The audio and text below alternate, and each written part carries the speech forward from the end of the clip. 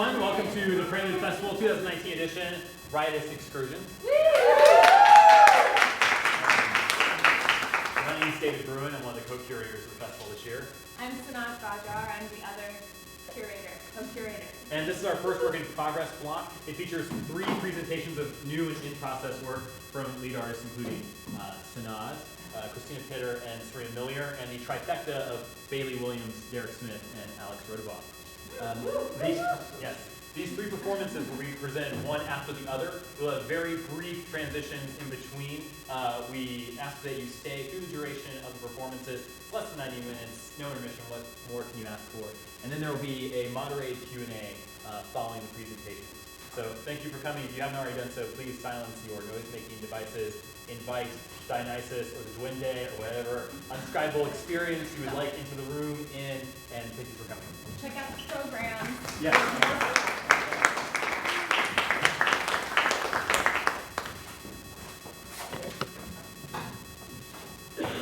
What is going on with our fucking country? My boyfriend asks, laughing and shaking his head. Rising from the Atlantic article, he's poring over at the kitchen table and moving towards the sink. It's his turn to do dishes. It's Saturday morning and I'm feeling sick from date night. I ate too much chocolate mousse. I'm feeling food sick, wrapped in a souvenir blanket as the church bells across the way chime 8 times, signaling something. I guess the day. It's Saturday, but it feels like Thursday. Every day ostensibly feels like Thursday when you're unemployed. Some people like to call it freelancing, but essentially, the truth is that I am unemployed, again, and seriously considering the benefits of actually remaining unemployed for as long as possible. The benefits of remaining unattached to the idea of a career, something I was brought up to seek, to require of myself, to strive towards. But careers are a sham, particularly careers in the arts. Let me explain. I am 33 years old, and I, for all intensive purposes, have made it in my chosen career of theater arts. This means I have a career made up of gigs in a gig economy. And these gigs are sometimes paid and sometimes not paid, but you take them anyway for the opportunity. So I thought, fine, I'll just write a novel. Maybe that is going to be like the lucrative thing I do. And then I can finally buy that house. So I'm taking a creative writing class. I wrote my first essay for this class, and, well, it's not bad. It might actually be good. Anyway, it's something. So, okay, here it is. On January 28th, 1986, I just want to note that I specifically curated this outfit for my new profession as a novelista. On January 28th, 1986, Space Shuttle Challenger exploded after launch, killing all crew, including teacher Sharon Krista McAuliffe. Collected debris of the vessel is currently buried in decommissioned, inoperative, dismantled missile silos in Cape Canaveral. Now and again, more debris washes up on the Florida coast, is collected and transported for storage. Because that's what we do with debris. At least that's what my mother taught me. It's her birthday tomorrow, or maybe today, or maybe it just passed, depending on when you read this and when I finish it. She's not dead, don't worry, although this is a tale about her debris, in a way. One of my favorite stories, one of my mother's favorite stories, is about how she was in labor with me when the Challenger exploded. I was in the hospital waiting, just waiting for you to come out. 60 hours. You didn't want to come out. I was watching television in the hospital, waiting, and then the Challenger exploded and I said, my God. I told this story too for years. Yeah, my mom was in labor with me 60 hours. Can you believe it? She saw the Challenger explode on television. I mean, no wonder I didn't want to come out. Come to find out, the Challenger exploded a week before I was born. So either I was getting ready to launch for a full week, or my mother was in fact not at the hospital when the Challenger exploded. She was not watching television at the hospital. Or maybe she was. I mean, maybe she was there for some other reason. Or it's possible that everything is a lie and I was actually born on January 28th and my birth certificate is absolutely incorrect and, I mean, am I even 33? Maybe not. I hope not. I mean, what a terribly round and boring age it has been. I digress. Something about this story doesn't make sense. Some things. I'm used to that, though, the facts being not quite right. It's almost a relief how myth can triumph over data, how we can write and rewrite history, how data is not the final arbiter of history. It's my mother, an immigrant from Iran who married a man she didn't really love in the 80s and found herself in a United States of America at a moment in time when an actor was president. A time when everyone was lying about something. And somewhere in the middle of all that, I was born, launched, exploded out of her womb. I was born in Berkeley, California, to parents who didn't know what love was, who left a country broken by revolution and war, only to find themselves in a land where their names and faces and traditions were at best markedly strange to the other inhabitants of the suburban bubble that they found themselves in. I was born to pick up their pieces and put them in boxes, make piles of their ashes and store them somewhere else, somewhere softer, quieter, simpler than this America. I wasn't born in Berkeley, California, actually. But it doesn't really matter, does it? Let me give you a better sense of my mother, a better view, a better visual.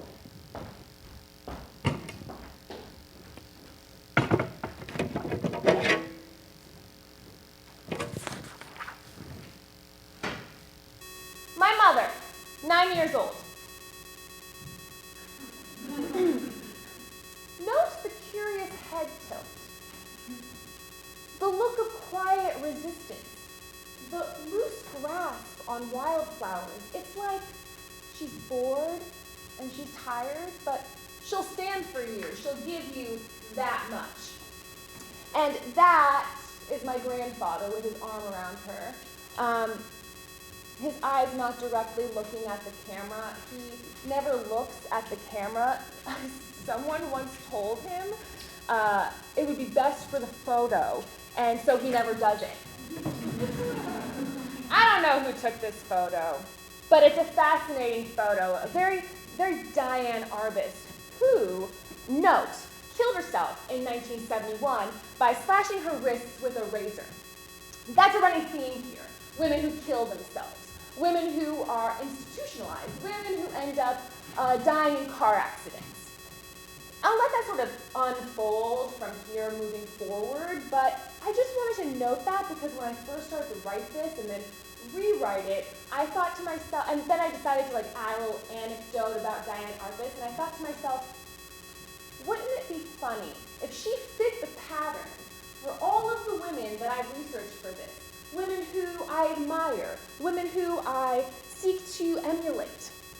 Diane Arbus, who, quote, gained renown with a series of unforgettable images that seemed to reflect our deepest fears and most private wishes.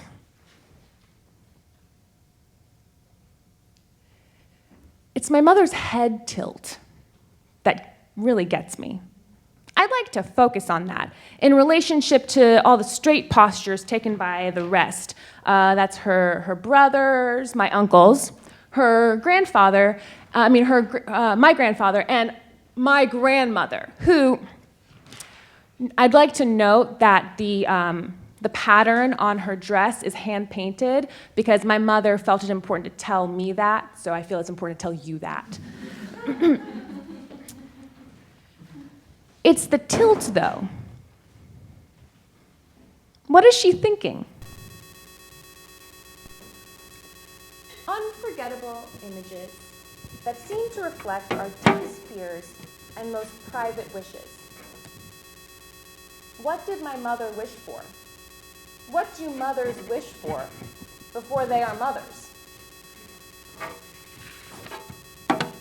On our second date, my now boyfriend, my blonde-haired, blue-eyed, very American boyfriend, pointed at my arm and asked, "What's that?" Oh, it's from my favorite poem.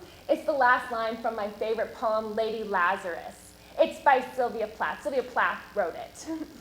My actual favorite poem is The Love Song of J. Alfred Prufrock by T.S. Eliot, but I felt like it was more subversive to go with Sylvia.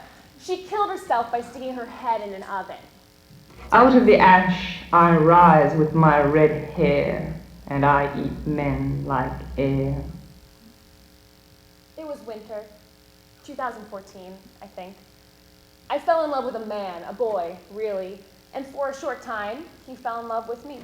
Soon after, late into the evening, at some bar, he told me he was married. I walked into a tattoo parlor the next day, a place called Whatever Tattoo. I think it's actually still there on St. Mark's. And I told them I wanted, and I eat men like air, right here. They said, dope.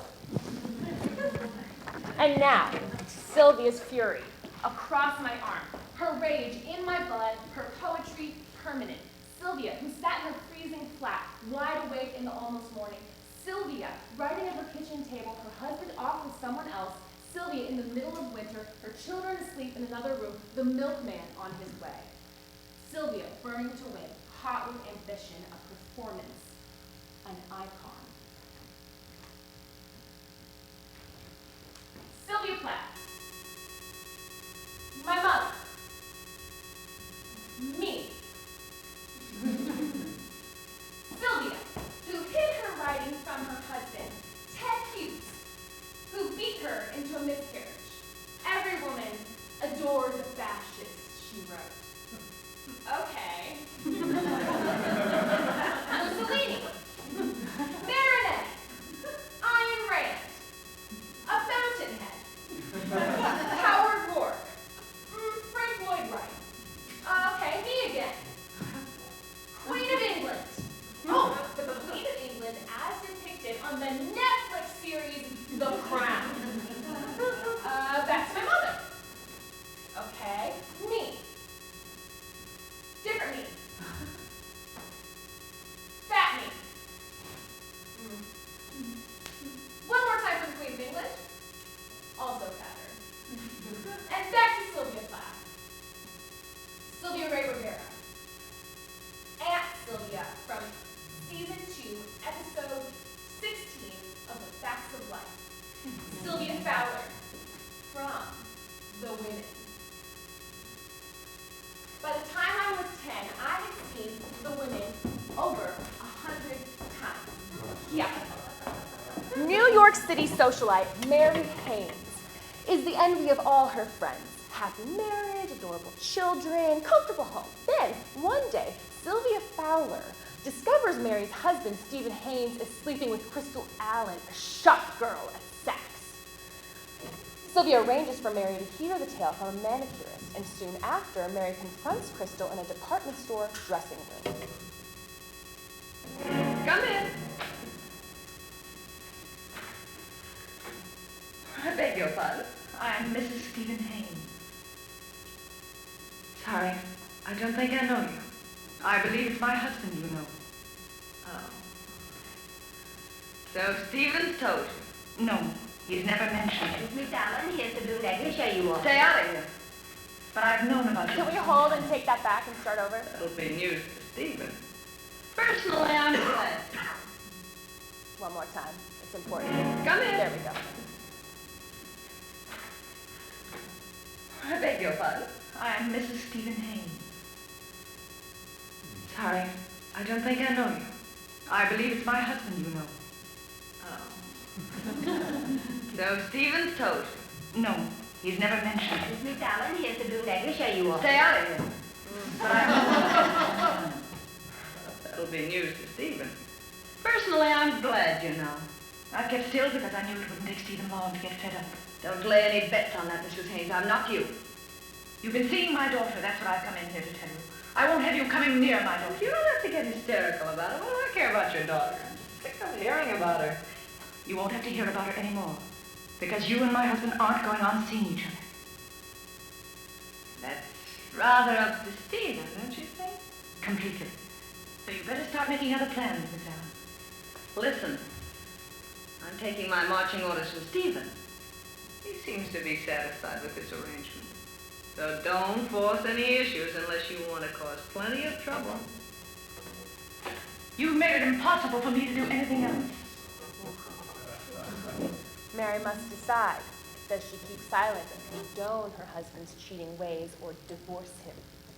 Claire Booth Luce, the original playwright of The Women, was a conservative politician, graduated first in her class, a rare beauty from humble beginnings who married and divorced millionaires, and is currently featured in a soon-to-be Broadway musical, primarily concerned with the copious amounts of LSD she experimented with.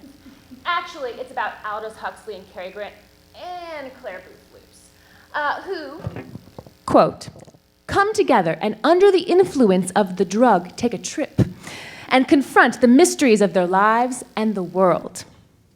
Flying Over Sunset will begin previews at the Vivian Beaumont Theater on March 12th. The creative team includes a lot of white guys. Book and direction by an old white guy. Music by a slightly younger white guy. Lyrics by, a white guy. Lighting, sound, and projections design by pretty talented white guys that I know and like, so it's complicated. The costume designer is a woman of color. I find this even more sexist. Anyway, Flying Over Sunset, check it out, or don't. Claire, though, had an agreement. We might call it an open marriage with her second rich husband, Harry Luce. Claire's lovers included Joseph P. Kennedy, Randolph Churchill, General Lucien K. Truscott Jr., and General Charles Willoughby. It should be said that at some point, Harry had an affair with a very young Lady Jean Campbell, and for some time after that, he tried to leave Claire, promised his lover he'd divorce Claire, promised Lady Jean they'd get married, and following a series of pills and a well-executed suicide attempt on Claire's part, he reportedly changed his mind. One sweet morning, he came to Claire. He came to her and he whispered in her ear,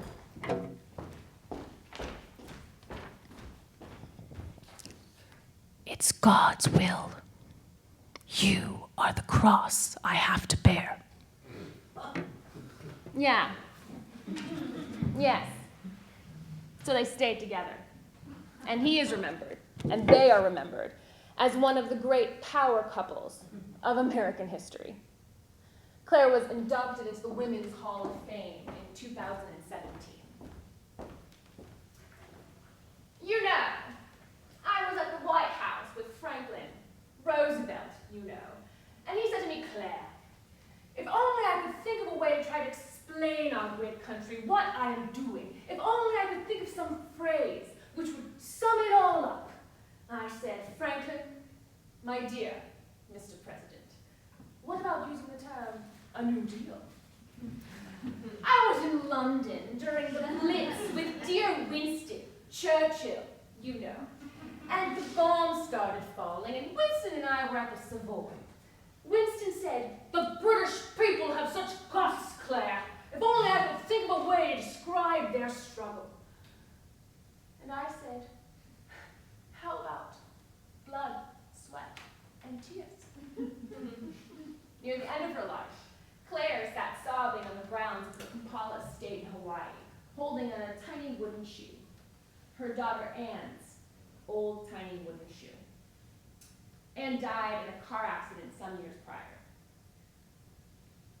"Never move at this stage in your life," Claire said. "Throwing away a lifetime of possessions will cause you such pain, it will undo you."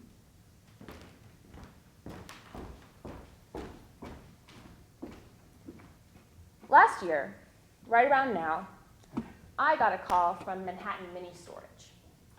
I had recently started my first full-time job, a well-paying admin gig that I would eventually quit. I got the call on a Sunday morning, bleary-eyed and reasonably out of sorts, the result of a late-night solo excursion to my favorite bar. I love this bar.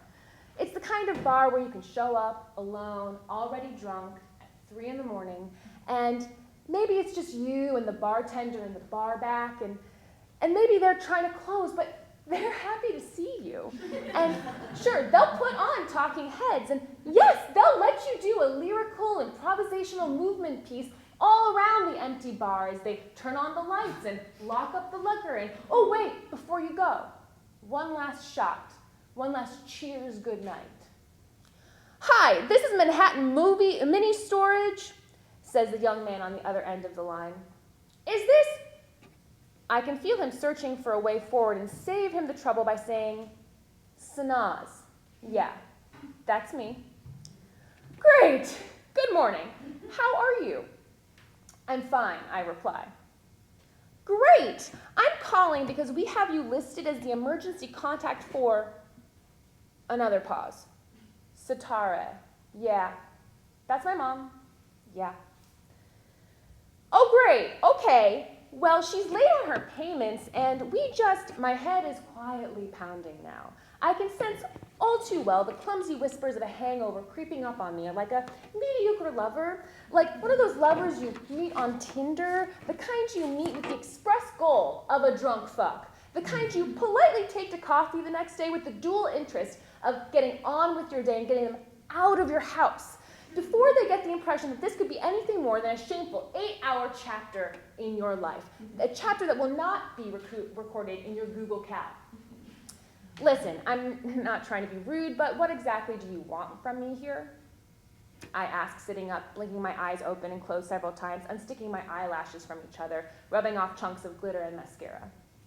I look down, somewhat relieved, to confirm that I'm still wearing my outfit from the night before, a loose-fitting, flirtatious frock with a pink print on it, and a clever high-end bra, a bra I couldn't afford, but bought anyway and will never regret.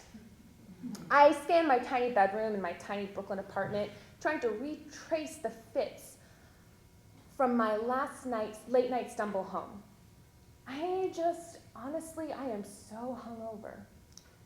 I'm sorry, he says. We just wanted you to know that unless we receive at least the minimum payment due on her account, we will be auctioning off the unit next week. Huh. Okay. And we just thought we'd give you a chance to pay for it. Well, if you have any way of contacting her, maybe she could stop by, and he continues as I make my way into the living room and pick up a half-eaten bag of potato chips. She's in Iran, and she's not coming back, at least not anytime soon. Oh, I'm sorry. I like to think that I miss her, that we have this bond, this strong, positive bond, that if she was in America, I would feel safer. But I don't miss her, and I will never feel safe. Something broke in her, in me, in us, in this country, and it happened a long time ago. It happened long before she left. She had to leave. She ran out of money. It happened long before I bought her a plane ticket, closed the cab door, and wished her well in the somewhere else she was flying to. Yeah. Listen, that stuff, her stuff, how much stuff is there? And what is it going to cost me to hold on to it? 2 days later, my boyfriend and I opened the door to what was now my stuff, a 4x8 by 12-foot storage closet filled floor to ceiling with baby photos, furniture, and teacups.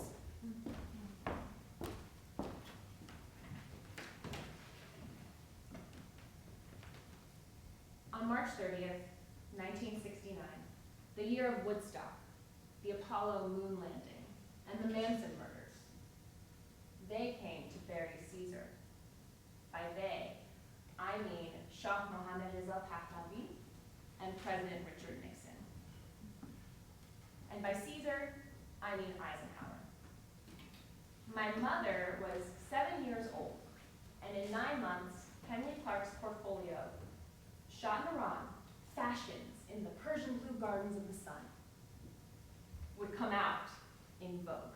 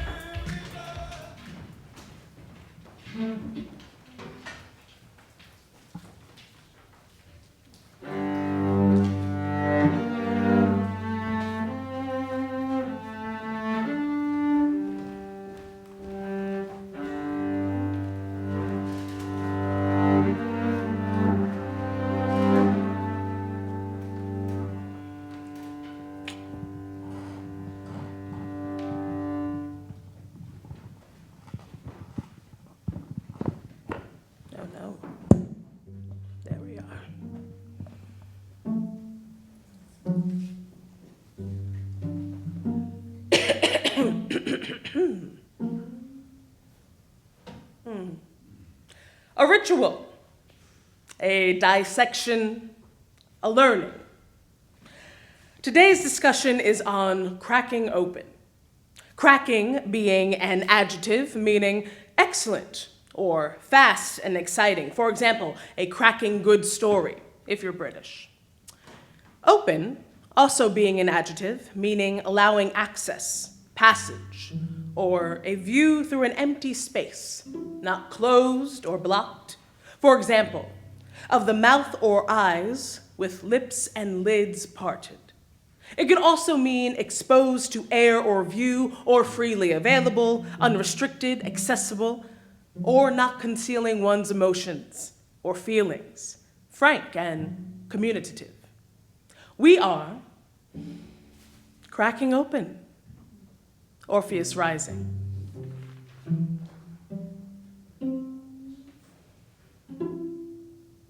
I will write and fight. The words bloody and brilliant.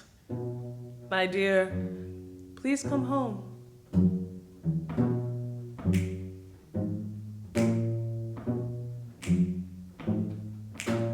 Home is back to the start. Home is back to the start. Home is you and I. Home is you and I. How did we start? Where did we start? How did we start? Where did we start? 8 a.m. coffee date. Let's be real, 8:15, I'm always late. Greeted with flowers at such an early hour, I'm not sure it was possible to have a potent current again, electricity again, bright eyes, blushing cheeks, a kiss on the lips again, warm grazes, hands held, my heart pumping again. Again, again, again. Something bigger, something different, something, something, something.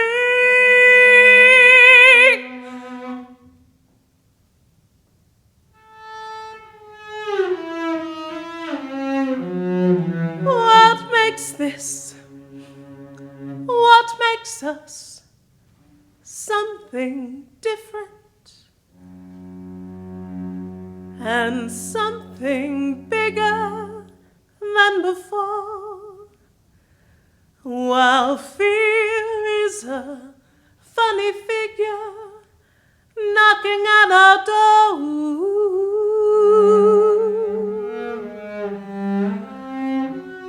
I slept on the thought of your body, untouched by my blankets, the ghost cold instead of heat, slow bleeding remnants, wet for you. I slept on the thought of your body, electricity passing through mine, that warm night we intertwined, bruises pressed deeply, your bite has faded. I slept on the thought of your body, awoke, slept again, slow eating of gifted caramels, touched the wet of myself again, thirsty aches and head spins, slow healing undercover. Keep your resources. I'll sleep by myself.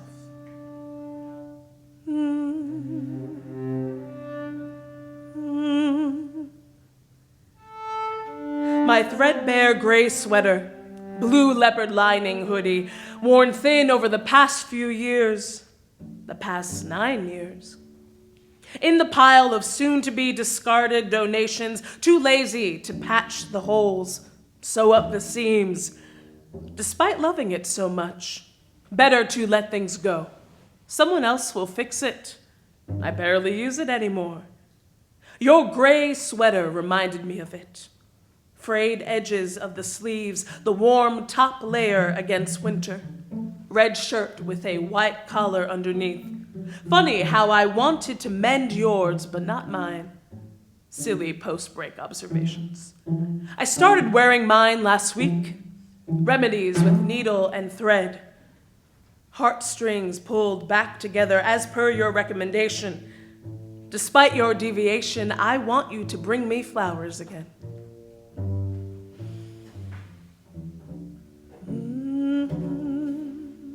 A calm, waking breath. Spring breezes in from the window. You realize you want a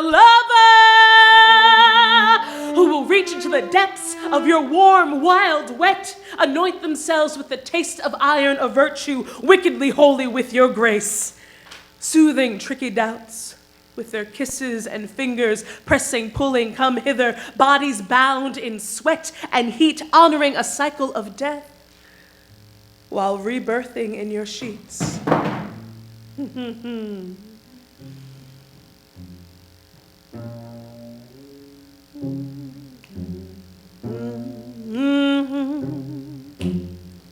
Bedside breeze and views, wishes made on bone and skin. Your kisses burn me, baby, burn me.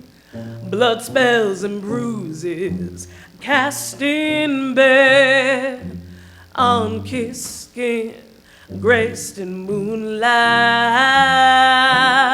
steals from my window, bled and bounded on the bed. Kiss me till I'm sore, palette of bruises, bitten by love, soaked in salt, Orpheus calling. Orpheus calling, calling, calling me from a fine line between grace and madness where we walk. How can our truth live? How can our truth live? How can our truth? I thought we could fit in this together. A tight squeeze, bodies pressed in warm waters. Naturally, I wanted to be in the back. Rooted in the 7 seas. Legs open, wrapped around you, closing the space between us. A soaking embrace, washing away all doubts.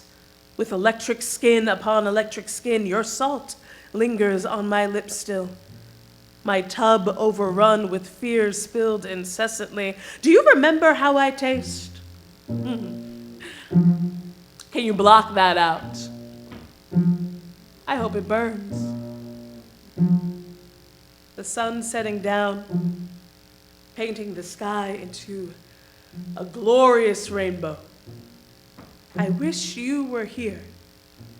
Soft strokes soothing us. Breathe deep, my dear. My dear heart.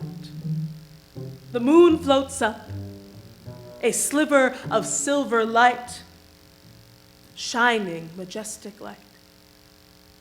The future of us. I pulled the death card, gladly. Yes, to start anew. I turned around, headed towards the stairs that would bring me back up, down, and back again. I cannot. So sorry. I cannot. So sorry. I cannot. So sorry. Retraction, contraction, up, down, and back again. This is how you reschedule your heart, yes? Sip hot coffee with cream to counter the vodka seltzer. Slow, deep breaths. In through the nose, out through the mouth. Steady poundings of the chest cavity. Yesterday, you wanted to make love to me. Do we ever really say goodbye? I've tried. Don't waste my time.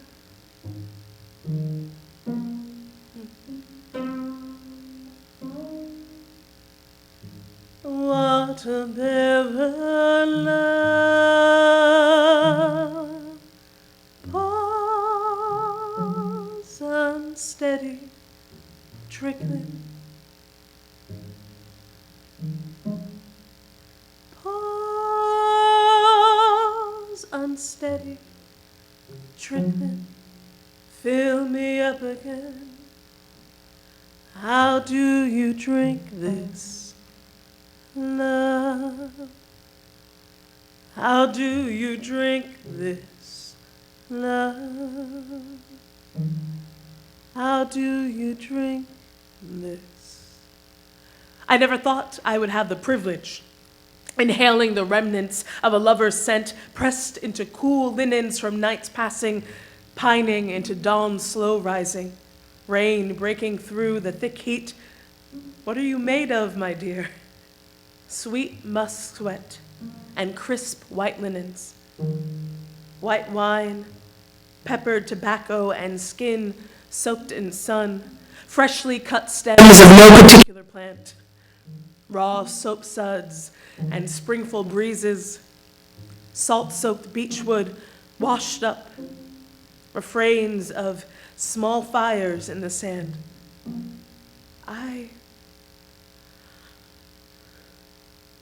I want to breathe you in forever.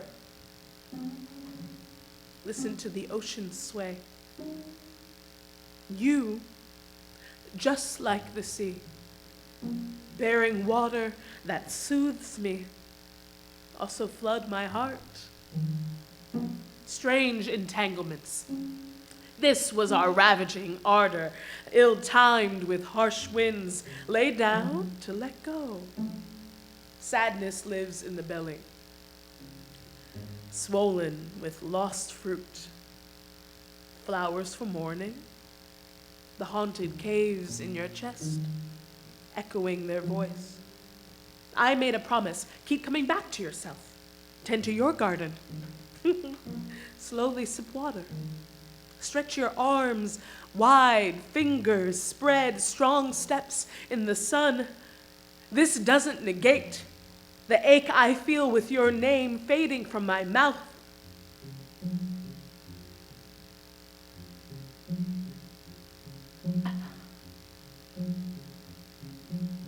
I wonder when it all began to twist.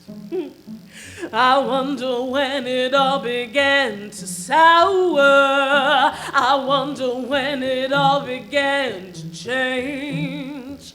A perfect lust into a cruel disdain. You say nothing. You say nothing. I see.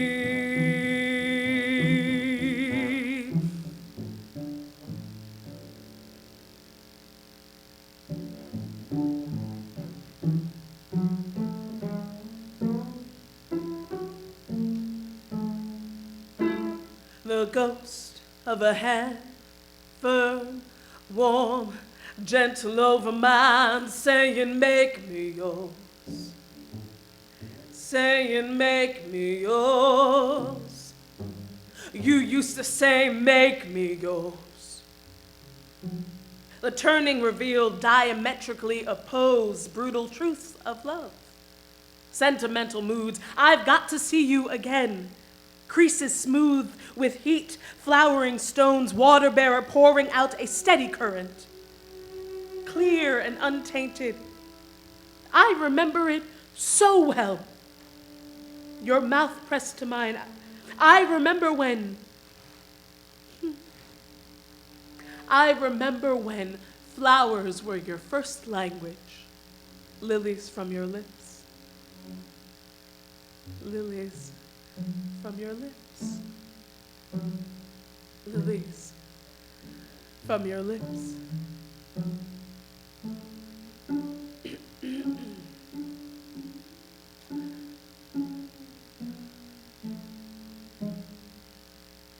That's the end of our lecture.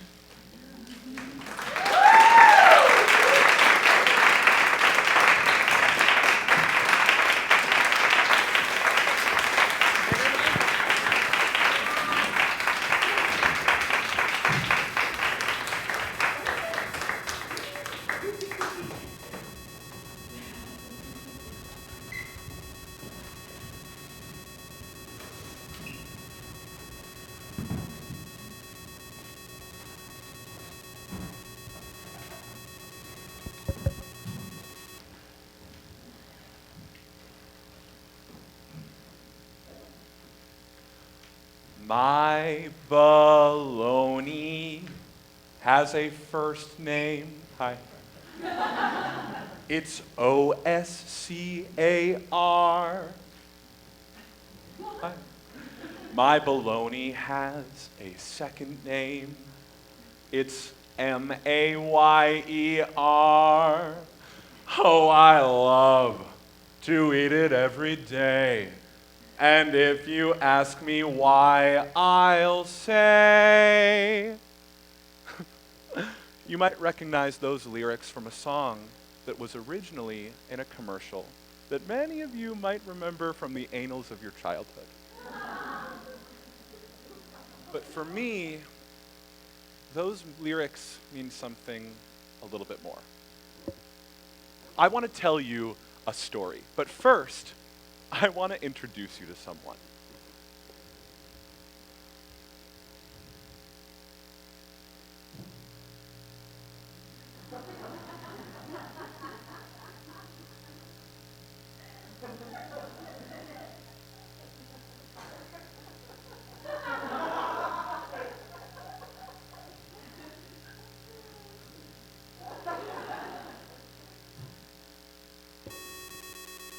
Hi.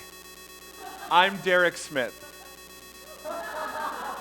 And this is me at the age of 7. I've changed a lot since then. I've grown older and wiser. I've let go of a lot of things. Look at that kid up there. His winning smile, his confidence, his joie de vivre. Right? He must have the world on a string.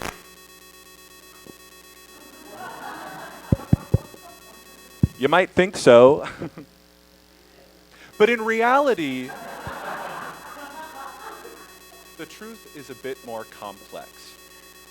Because in reality, I was mute.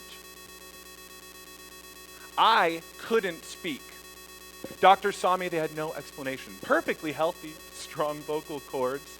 No childhood trauma to speak of. My parents begged me, they bribed me. Children mocked me, they threw rocks.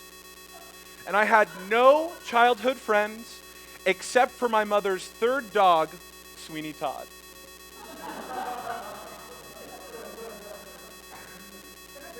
Why couldn't I speak? Why wouldn't I speak? I'm going to tell you something I've never told anyone before, not even my parents. But it's because I didn't know what to say, right? There are so many words in the English language. How could I choose just one to come out first, right? And what if I said that word incorrectly and fludged up the whole enchilada, right? What if I said mama and disappointed papa? What if I said Sweeney and failed them both? I was a wreck. I was frozen, right? Until one day I saw something. It was a boy, not much younger than me, and he was sitting in a red wagon holding a hot dog. And he sang, "That Oscar Mayer has a way with B-O-L-O-G-N." Yes, you recognize it.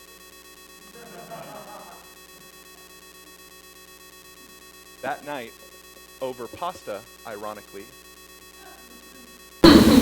I sang the jingle to my parents, and they wept. The next morning, my mother quit her job and decided to stay home with me to help me with my goal of besting every other punk child for the role of a lifetime, right? My goal was to audition for the Oscar Mayer Wienermobile, that great hot dog on wheels, right? To best every other punk child for the role of a lifetime. And I remember I took singing lessons, dance classes, had hot dogs for dinner every night. It was expensive. The bills were overwhelming. My parents took out a second mortgage to cover the cost of my costumes, my nodes surgery, right? The enrollment fee for a community college screenwriting class, and of course, the compression custom-made t-shirts for big-boned boys who deserve to be on camera. Right? And I remember the moment that I realized that I saw that boy. It was like I knew for the first time what I wanted. And this was it. It was like I knew who I was. Like my whole life, I had been living in a dark basement. And suddenly, I was on a tennis court in midsummer. And there was a racket in my hand, and balls were flying towards me, and I was hitting everyone.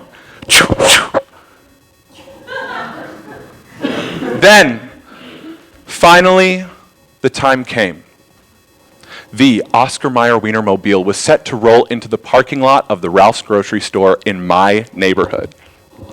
I remember the night before, I did a glycolic face mask.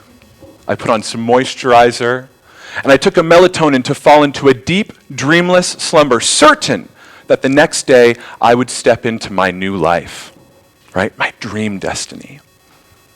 The next day, I woke up on the bright morning of September 11th, 2001, and went to my audition. And no one was there. Not even the Oscar Mayer Wienermobile. So you can probably guess what happened. I didn't get the role.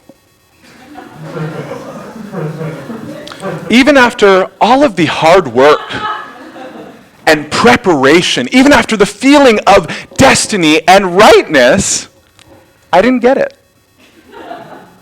I spent the next 15, 20 years growing from a neurotic artistic child to a neurotic artistic adult.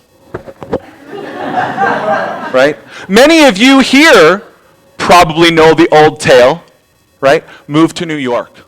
Audition during the day, wait tables at night, right? Struggle and strive, trying to protect that small kernel of energy, right? That whisper of rightness telling you to make art. But let me ask you a question. How do you know when to quit? When do you say that maybe my struggle is not affording me the happiness I know I'm able to feel, right? When do I cease pushing the boulder up the hill? what if I told you you can stop? Not stop making art. I understand that many of you here are artists. But what if I told you that there was no boulder? That there is also no hill? Now, I want to do a little experiment, if that's okay. Would everyone please, just for a second, I know, close your eyes. Okay, just for a second. Yep. I appreciate your immediate trust. Now, with your eyes closed, try to imagine and remember what color the ceiling of this room is. Okay, take a second. We think we have it? No peeping. Okay, go ahead and open them. Oh, right. Welcome back. Now, by a show of hands, how many of you remembered the color of the ceiling in this room correctly? Oh, I see a lot of proud people shot right up. Okay, hands down, thank you. Now, by a show of hands, how many of you remembered the color of the ceiling incorrectly? Wow, okay. Thank you for your honesty. That creates a safe space. Now, one more. By a show of hands, how many of you here in this room wanted to remember the color of the ceiling correctly? Okay, interesting. I appreciate your honesty. Now, before we move on, I'd like to read you something. This is a reading from the Gospel according to the Guide. And this is from Guide chapter 12, indexes 19 through 24. It is known that cleanliness is a virtue by the grace of Guide, but so shall we too recognize the trait of fabulousness, which is instrumental in the sacred act of signaling. For we the knowing, we the waiters, shall not be ashamed of our alien enlightenment, or afraid of the day of gaze, or concerned with the temporal affairs of earth-struck humanity. We signal to our last common ancestor, the interdimensional beings of gay light. We signal to each other, the fellow waiters, and we signal to the space drones which will know us by our aura of fabulousness, our posture, and the pile of excretion that will sit next to our standing human bodies. And so it shall be, so must it be forevermore as it is in the kingdom of Chiron, and what it is shall remain, and be the promises shall be thine, as it is, so must it be.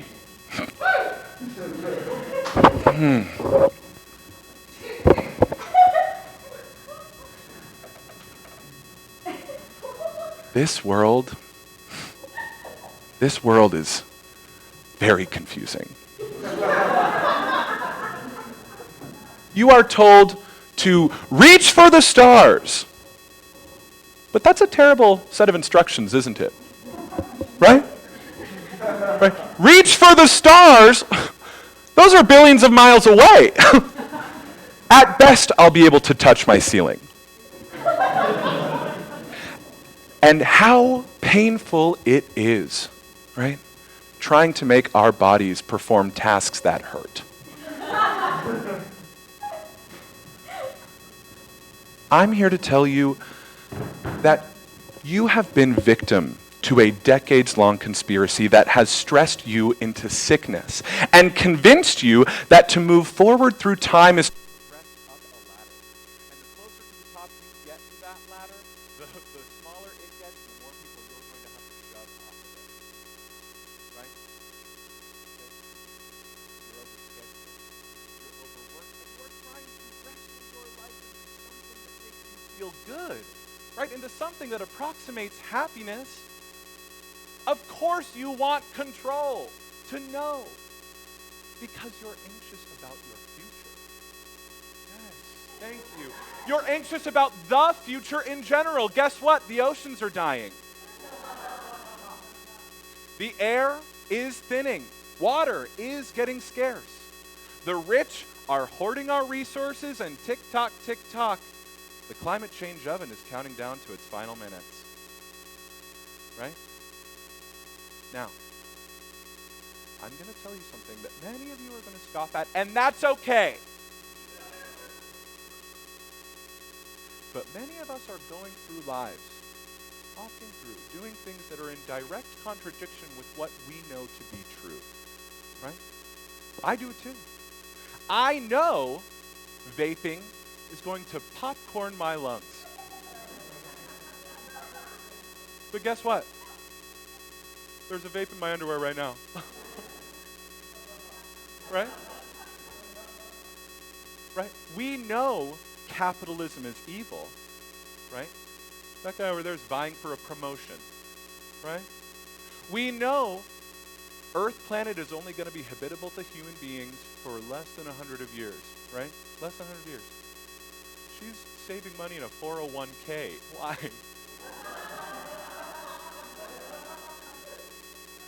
To all of us, I wish you genuinely the best of luck. But I'm going to now leave you with this. There is an answer. Right? There is a future.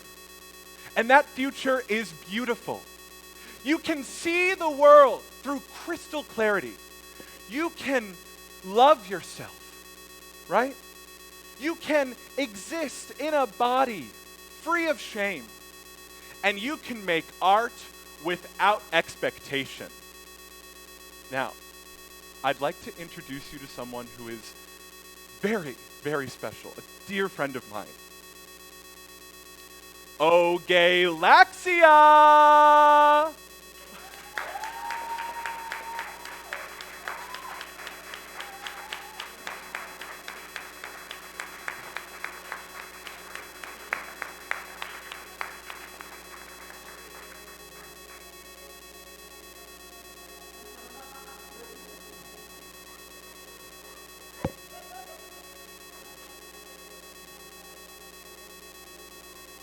All right. If you know it, okay, if you know it, feel free to sing along, okay? Do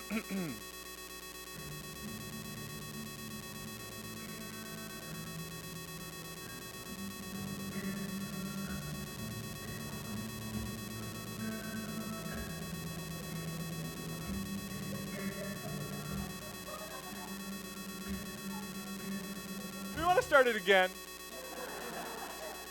Yeah, that was scary, okay? I thought the drones were on their way. I was worried. Oh my goodness.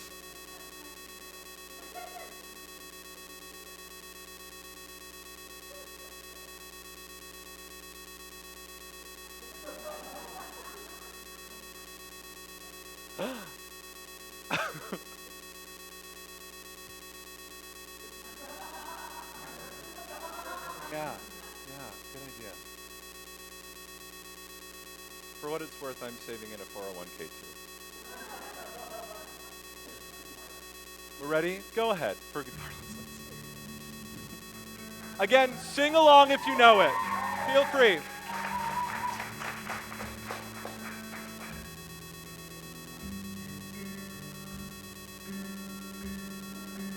When I close my eyes at night, my body empty and clean.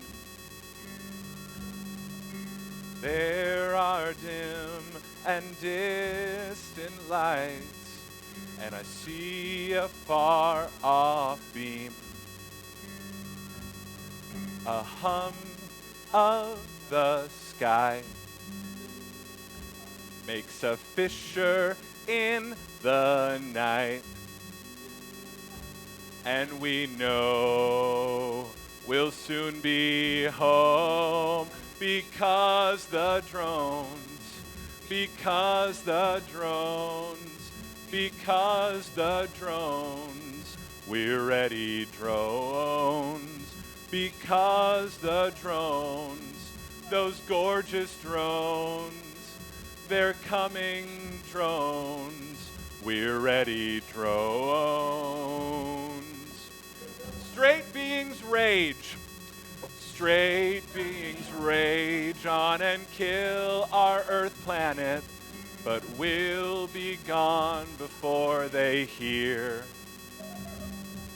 The climate change oven ding any minute, but only if you are queer.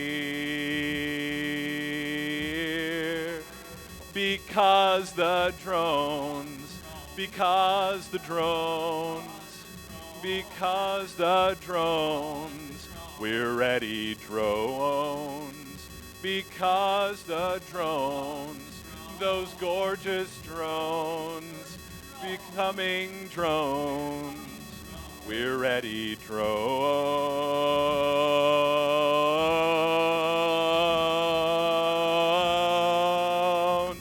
Oh, my drone, hook me home to our celestial base on Chiron. Oh, my drones, hook me home, fly my corpse home to Chiron. Oh, my drone, because the drones based on Chiron. Because the drones hook me home, fly my corpse home to Chiron. To Chiron.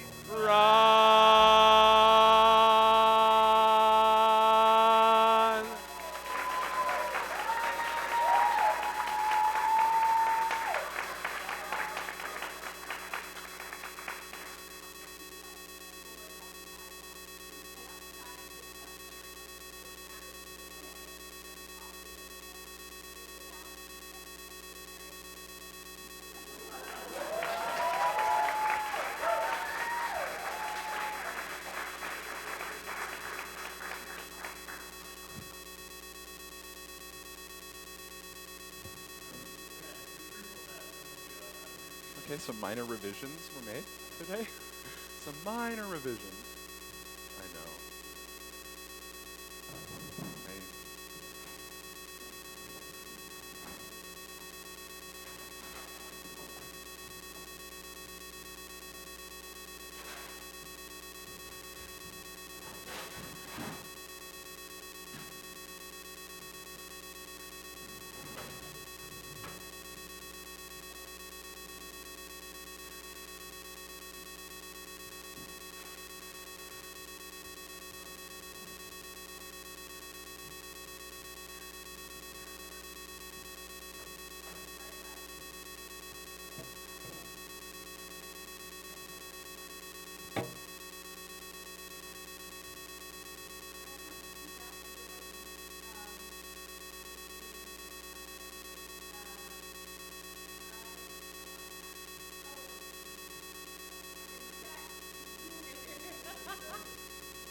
Oh, it's recorded.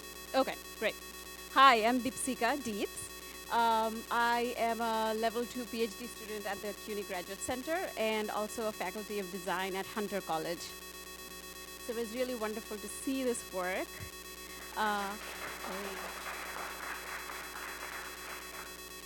And I have sort of 3 questions. David prepped us a little bit.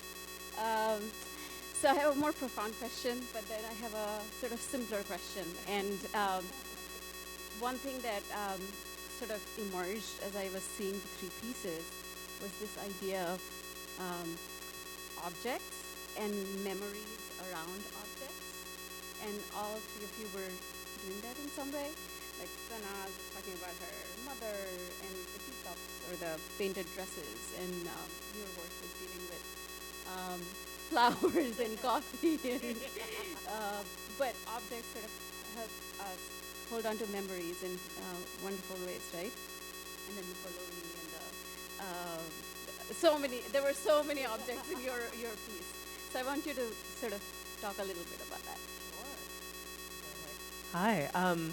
What's funny is that I originally was going to include some projection of all of these are poetry pieces that I've written coinciding with a photo. So they kind of feed off of one another, and I did not get them in time the way that I wanted to present those. I said, well, I'll just leave it. But that is an object inspiration off of each other. And it's very true how many things we have tethers to in regards to memory and objects and Marie Kondoing. And do we ever really say goodbye? No. Well, we all will one day say goodbye. We can only hope.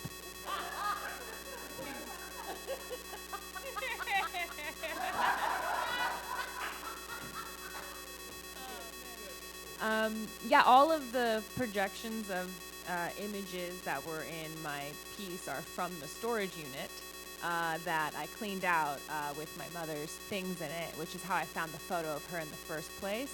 And so it definitely had the roots of the piece lie in my mother, always. And interestingly enough, Derek Smith, who is here, I went to high school with and found in that same storage photos of us in a theater show together.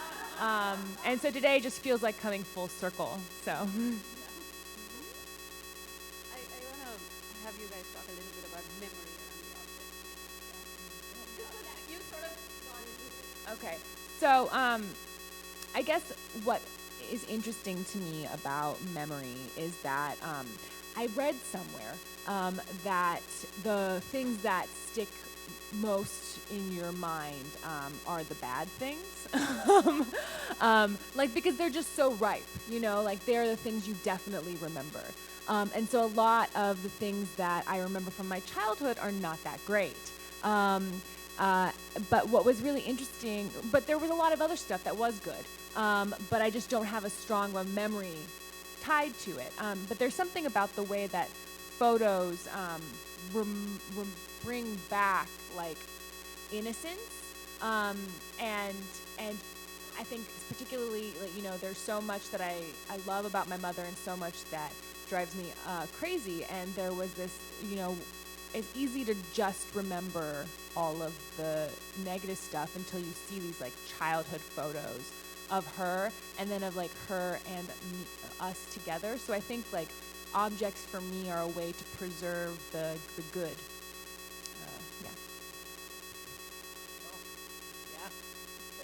Nothing on objects. It's Derek's memory, so I shouldn't speak to it, Though, as a child of the suburbs, I will say Romano's Macaroni Grill does have a big place in my heart.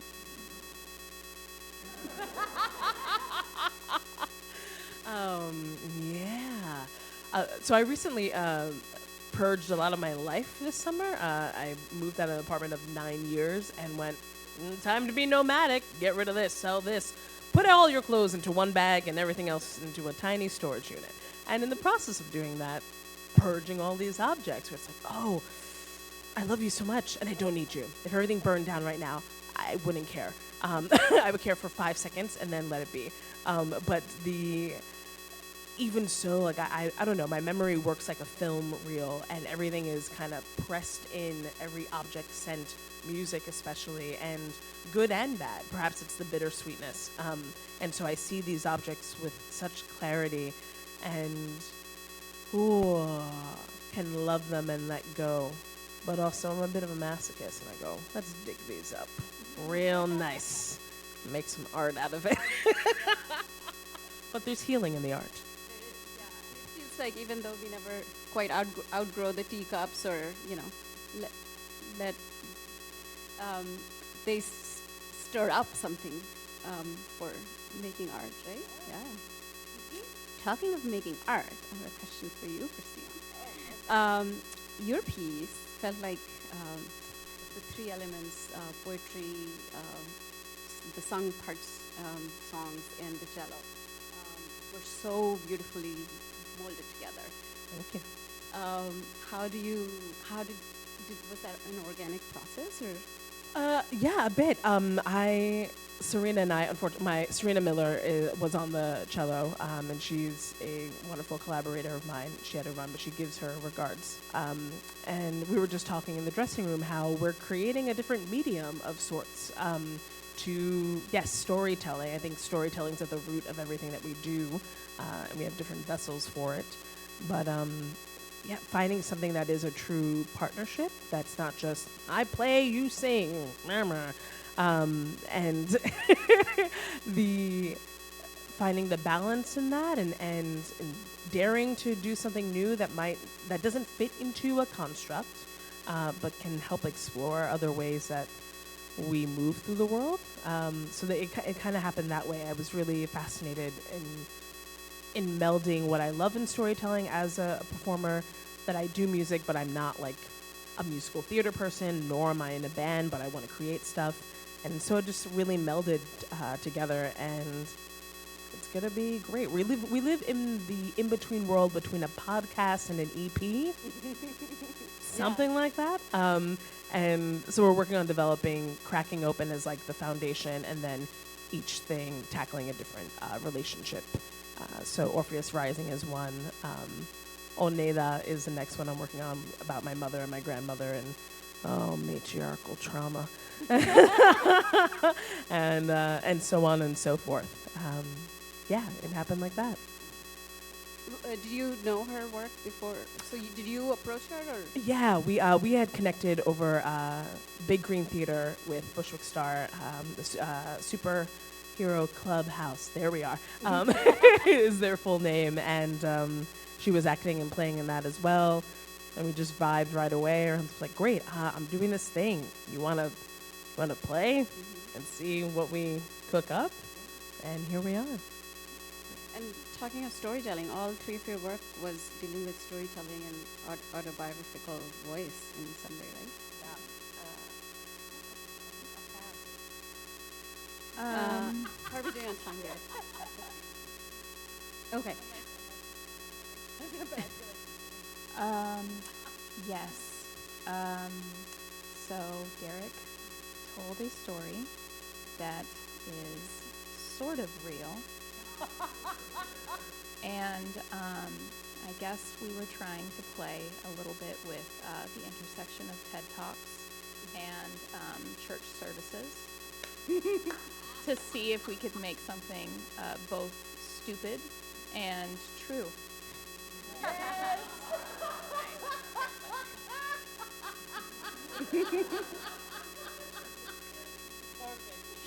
and humorous. Yeah. There was yeah.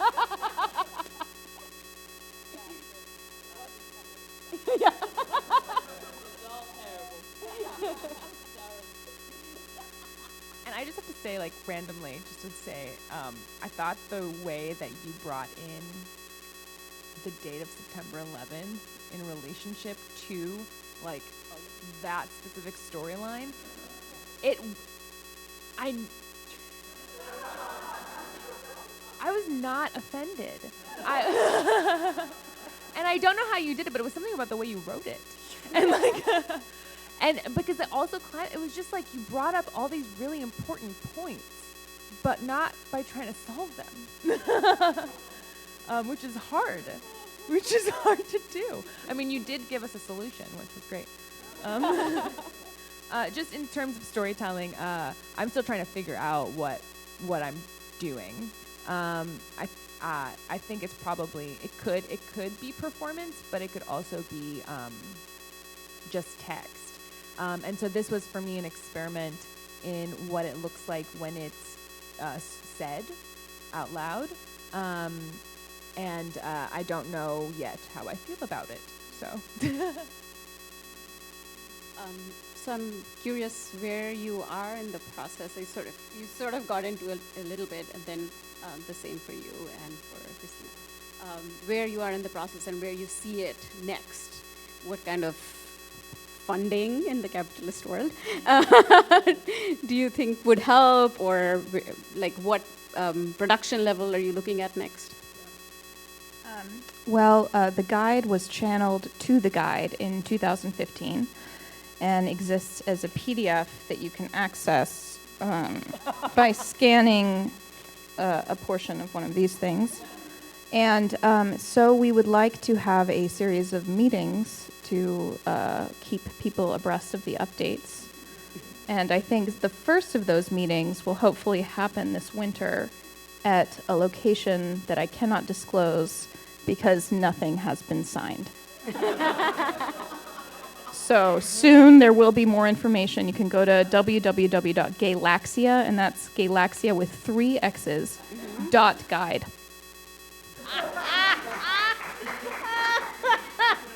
I feel like you're always handing me the mic as I'm having a laughing breakdown. It's very good.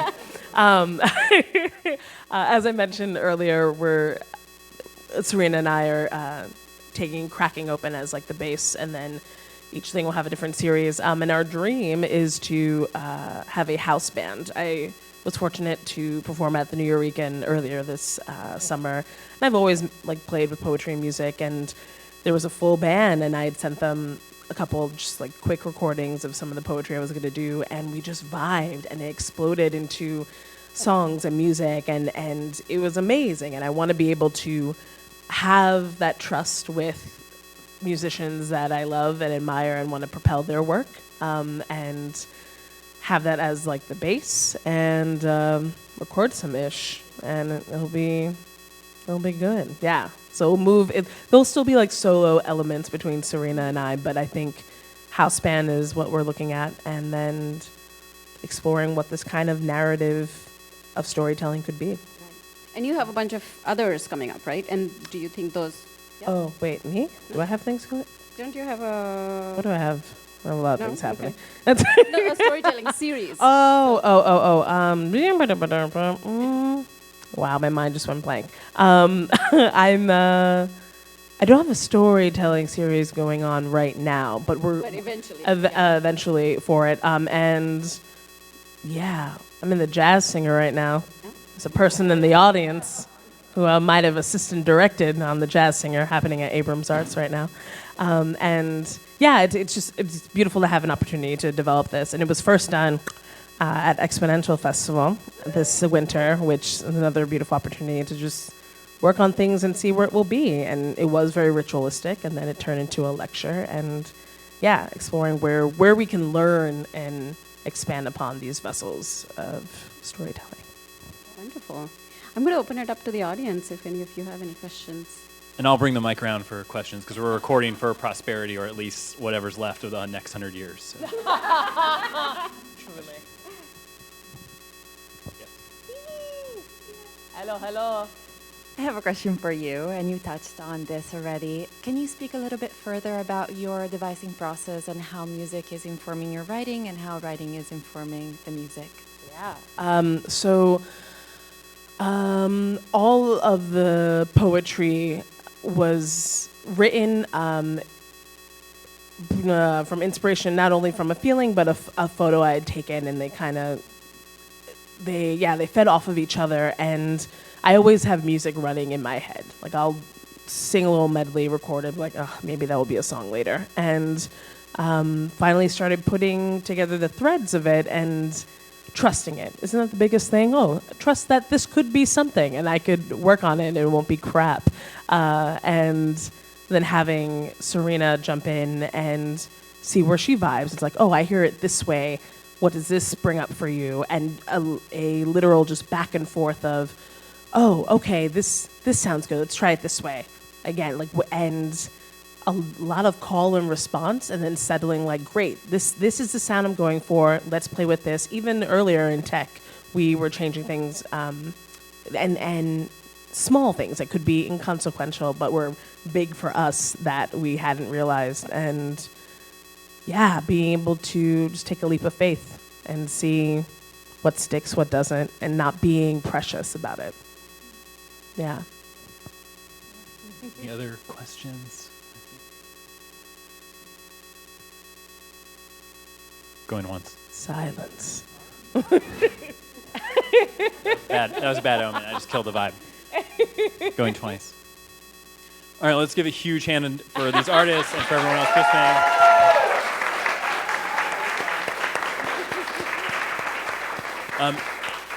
If you have not already, grab a program. We have a lot of great stuff over the next 72 hours or so, including a closing party at the Museum of Sex on Saturday night at 10 p.m. featuring a live podcast and some other awesome things. The presentation with Frankie Award to Becca Blackwell. So join us for everything you can. And at 7 o'clock tonight, there's a dope presentation of some excellent work in here. So come back.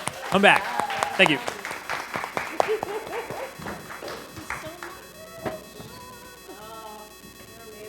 So beautiful. Yeah. Microphone. Did you?